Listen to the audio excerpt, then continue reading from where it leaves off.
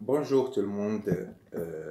Aujourd'hui, ce sera une vidéo en quelque sorte spéciale parce que j'enregistre cette vidéo dans un contexte qu'on peut appeler de crise de santé, mais qui aura aussi des retombées aussi économiques et sociales sur l'ensemble des pays dans le monde et sur l'ensemble aussi des citoyens. On sait très bien que avec cette propagande de, autour du virus coronavirus, le, tous les pays sont en train et tous les gouvernements sont en train de prendre les mesures nécessaires pour effectivement lutter contre ce virus et essayer en fin de compte de limiter et d'atténuer son impact. Il s'agit bien d'une crise et comme pour toute crise, il y a toujours une stratégie et un plan d'urgence, si vous voulez, qui devrait enfin être mis en place. Et je crois qu'au niveau international, au niveau mondial, tous les gouvernements du monde sont en train de faire le nécessaire. Maintenant, ce qui est incontrôlable, c'est la crise psychologique. Ça veut dire, ça veut dire la crise qui, qui pourrait enfin être déclenchée à partir de vous-même. Ça veut dire que comment vous, vous pouvez en fin de compte euh, agir et réagir par rapport à cette situation. On sait très bien que la majorité maintenant des pays sont en train d'aller vers des actions de confinement, de limitation de mobilisation des gens et de déplacement des gens. Et ça, c'est pas vraiment tout à fait idéal pour un être humain qui est dans sa nature, un être migrant, un être qui se déplace.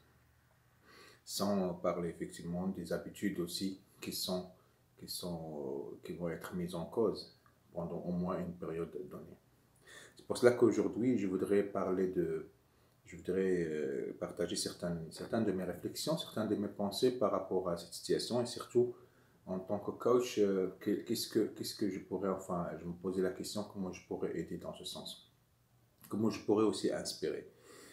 Sans vraiment trop tarder, parce que je sais que aussi, je ne vais pas faire une vidéo de 1 heure et demie, 3 heures, c'est juste quelques idées que je voudrais partager avec vous.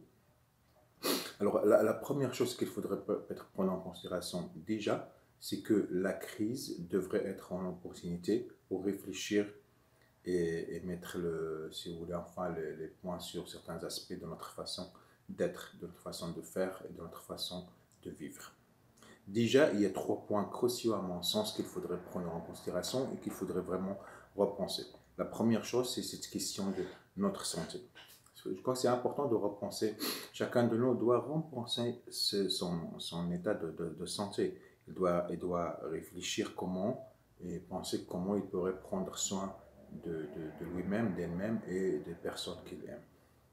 Alors ça, c'est le premier point. Et deuxième point, c'est de repenser aussi notre manière de consommer, nos besoins de consommation.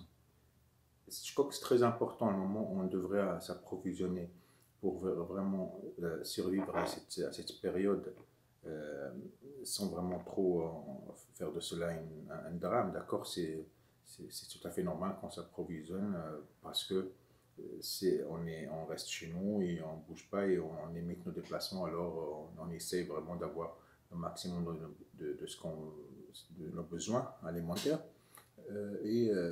Du coup, c'est important aussi, c'est une opportunité pour réfléchir sur notre façon, notre manière, nos habitudes de consommation. Et essayer aussi de dire aussi dans quelle mesure je pourrais dépenser l'argent et comment je pourrais dépenser cet argent dans cette période.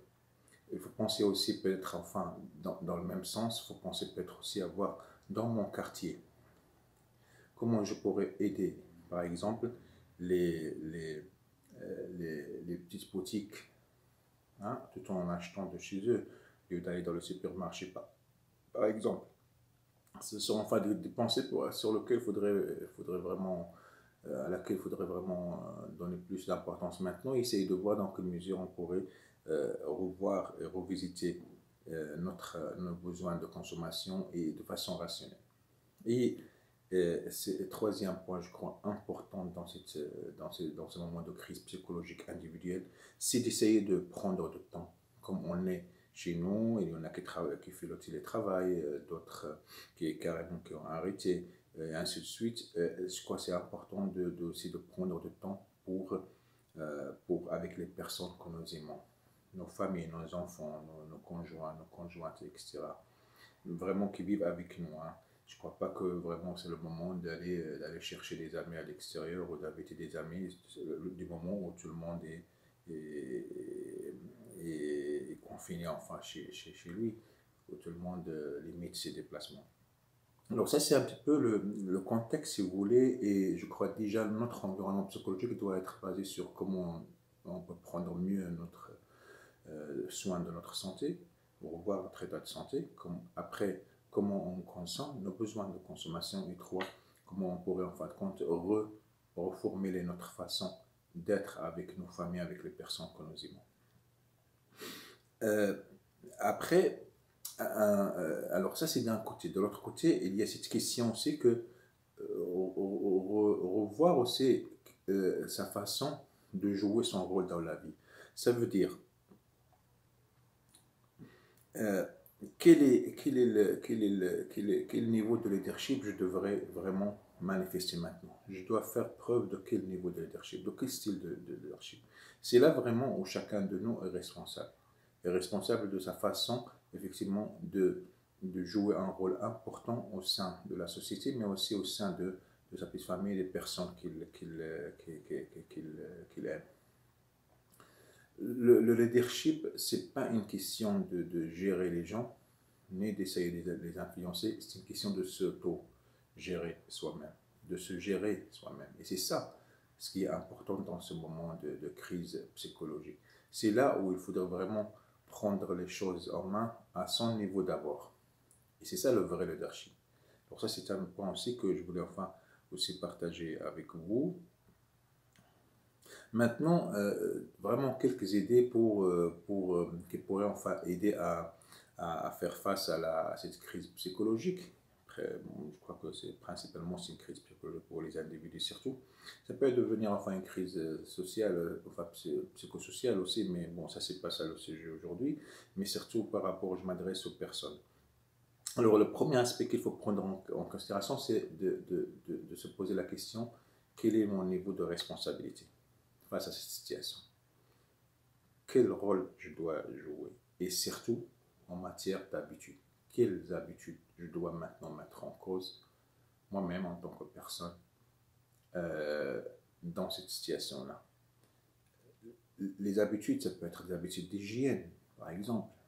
Je crois que c'est une opportunité pour aussi apprendre comment mener une bonne hygiène aussi.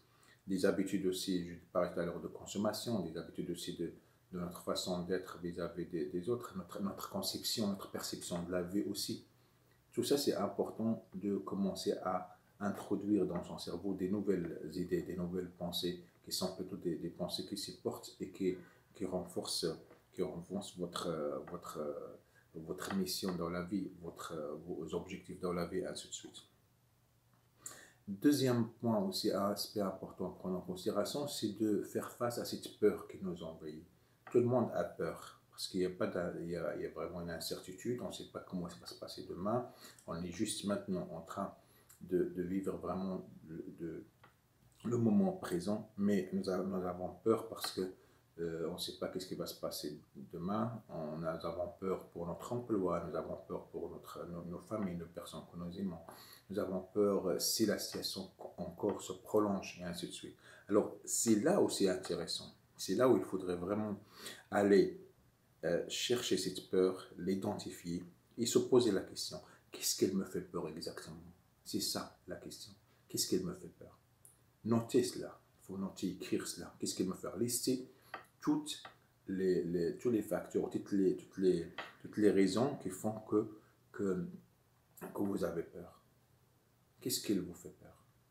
Et après, une fois que vous avez pensé à cela, normalement, vous allez vous retrouver en train de rationaliser, d'accord? Vous allez vous trouver en train de rationaliser cette peur.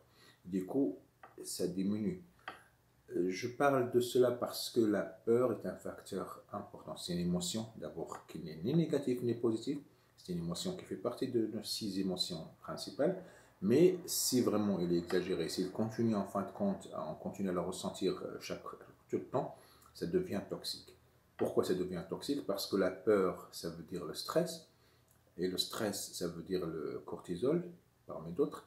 Et le cortisol, ça veut dire une diminution de votre immunité. Et la diminution de votre immunité, ça ramène effectivement à une situation, à un état de fragilité, d'accord, qui pourrait favoriser vraiment la contamination de toute maladie, et dans le cas actuel de cette grippe ou ce virus corona. Donc c'est très important de faire attention à ce cycle entre la peur et la fragilité ou la maladie. Alors, important, rationaliser la peur, ça permet de diminuer le stress, et vous connaissez l'histoire après. Le troisième point, c'est de faire attention aux informations que nous recevons. J'en ai parlé plusieurs fois de pouvoir de l'environnement et des informations que nous recevons dans notre environnement. Les informations que nous recevons de notre environnement, mis à part le fait qu'elles sont vraies ou fausses, elles sont porteuses de croyances, elles sont porteuses de valeurs, elles sont porteuses aussi des idées peut-être négatives, destructrices, d'accord, qui ne vous aident pas. Ils peuvent aussi dans le côté positif, aussi des idées aussi positives et constructives qui vous boostent. Alors faites attention aux informations que vous consommez. Ça, c'est maintenant qu'on a des tablettes, des iPhones, des tout. Nous avons la télévision, nous avons l'Internet. Alors, tout cela, ça nous permet d'avoir un flux, d'être vraiment confronté ou d'être victime en quelque sorte, ou être consommateur d'un flux d'informations qui pourrait dire tout et n'importe quoi. Alors faites attention, choisissez les informations qui vous permettent d'avoir, permettent de prendre des décisions favorables à vous-même et aux personnes que vous aimez. Les informations de peur, c'est à rejeter.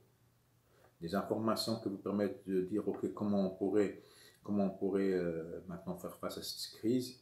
Important de le prendre, d'essayer d'en prendre quelques éléments et de les pratiquer, de les appliquer quotidiennement. Alors faites attention aux informations, surtout aux informations qui favorisent la peur. Maintenant, il y aura beaucoup de propagande médiatique aussi qui n'aide pas vraiment dans des situations comme ça. Alors, filtrez les informations que vous recevez. Et quatrième point qui est important aussi, je crois que c'est l'essentiel de tout cela, c'est que n'oubliez pas, rappelez-vous vos objectifs. Rappelez-vous qu'est-ce que vous étiez en train de faire avant cette crise. Qu'est-ce que vous voulez enfin réaliser comme objectif avant cette crise. Revenez sur vos objectifs, focalisez-vous sur ces objectifs. Si vous n'avez pas des objectifs, vous n'avez pas fait cet exercice, je crois que c'est le moment maintenant de s'asseoir et dire ok, mis à part la crise, dans le futur, quels sont mes objectifs? Cette année, qu'est-ce que je voudrais réaliser comme objectif? C'est très important parce que ça vous permettra de focaliser sur ce que vous voulez, c'est pas ce que vous ne voulez pas. Et ça, c'est une habitude qu'il faudrait développer aussi. Alors les habitudes, ça nous ramène aussi à parler des actions. Planifiez vos actions. N'arrêtez pas. Ce n'est pas la fin du monde. Et prenez l'essentiel de ce que vous voulez faire dans votre vie pendant cette année et mettez-le noir sur blanc avec des actions que vous planifiez. Des actions qui soient réalistes, qui soient aussi bien sûr pertinentes par rapport à la situation actuelle. Alors, qu'est-ce que vous avez un objectif santé, continuez à faire du sport le matin. Même si vous ne pouvez pas partir dans une salle de sport, par exemple, ou dans un club de sport, continuez à faire le sport le matin. Même 5 minutes, 10 minutes, mais ça vous permettra de rester sur la ligne de votre action liée à votre objectif santé. Si vous avez un objectif financier et que vous avez par exemple comme action d'épargner de l'argent, continuez à épargner. Ne commencez pas à dépenser par peur de ne pas avoir quoi manger demain. Alors restez sur vos objectifs, focalisez-vous sur vos objectifs, focalisez-vous sur vos actions qui mènent à ces objectifs et continuez à les planifier chaque jour, chaque semaine, peut-être chaque mois si la situation dure. Alors, essayez d'être pragmatique par rapport à cela. Et le cinquième point, et je m'arrête ici, c'est le dernier. Euh, alors, je dis que le premier point, c'est d'être responsable vis-à-vis de la situation elle-même, en changeant ses habitudes et aussi de veiller à ce que les personnes que vous aimez ça changent leurs habitudes. Deuxième point, c'est de reconnaître la peur que vous avez et l'identifier et la rationaliser. Troisième point, filtrer les informations qui vous postent, c'est pas les informations qui vous mettent dans la peur. Et quatrième point, focaliser sur vos objectifs, ce que j'appelle la zone de contrôle. Focalisez sur votre zone de contrôle, c'est vos objectifs et vos actions. Et bien sûr, être pragmatique par rapport à cela. Et cinquièmement, posez-vous là cette question importante et réfléchissez à cela. Prenez le temps, comme vous êtes maintenant chez vous peut-être, et que vous ne bougez pas beaucoup, et vous avez suffisamment de temps, prenez le temps de réfléchir à cette question. Qui suis-je? Quel est votre être? Ça, c'est très important. Rappelez-vous que nous sommes ce que nous croyons être. Alors, si vous croyez être des personnes faibles, vous êtes des personnes faibles. Si vous êtes des losers, vous êtes des losers. Si vous êtes des personnes qui paniquent, vous êtes des personnes qui paniquent. Alors, quel être vous allez choisir? La force, le courage, le sens de leadership, la focalisation sur les valeurs, quelqu'un des valeurs, d'accord, des valeurs positives, constructives, et ainsi de suite. Qui êtes-vous? Vous êtes des personnes en bonne santé ou en mauvaise santé? Si vous croyez que vous êtes en bonne santé, vous êtes en bonne santé. Parce que automatiquement, vous allez faire le nécessaire pour être en bonne santé. Mais si vous croyez que vous êtes le contraire, qu'est-ce qui va se passer? Voilà, ce sont les 5 points que je voulais enfin partager avec vous. J'espère que ça va aider à réfléchir sur soi-même, sur sa façon d'être et surtout sa façon de faire. À très bientôt.